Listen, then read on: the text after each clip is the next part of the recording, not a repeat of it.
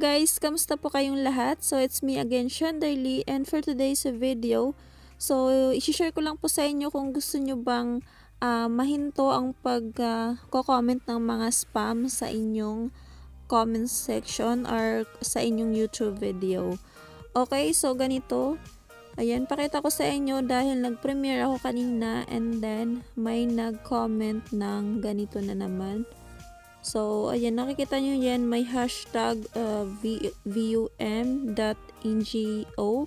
So, wag nyo po yung bubuksan dahil may possibility na mahahack po ang inyong YouTube account.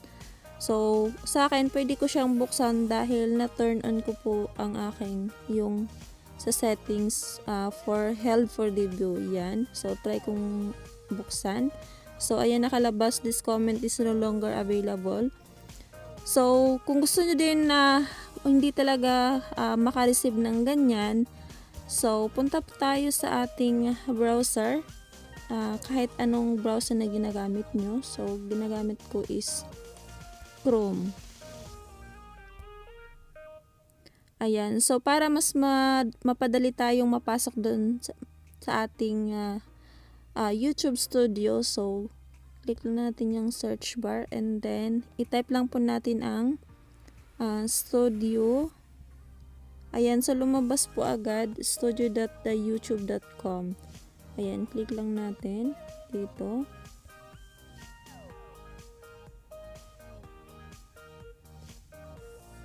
So, click po natin yung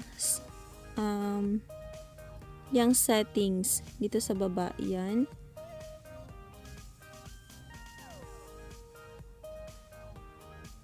And then dito po sa community, ayan, click natin yung community.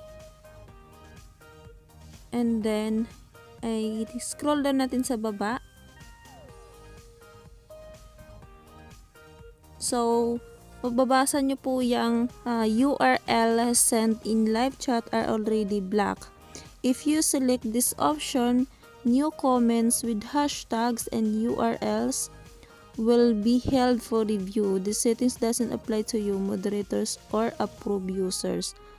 So dahil nga yung may hash, yung kanina sinabi ko na may hashtag yun, isa din yun sa mga link. So, kapag i-turn on natin dito or enable, so, hindi na tayo makaka-receive ng mga ganong mga spam comment sa ating YouTube video. Okay, so, click lang natin yung box and then lagyan natin ng check. Ayan. And then, click natin ang save.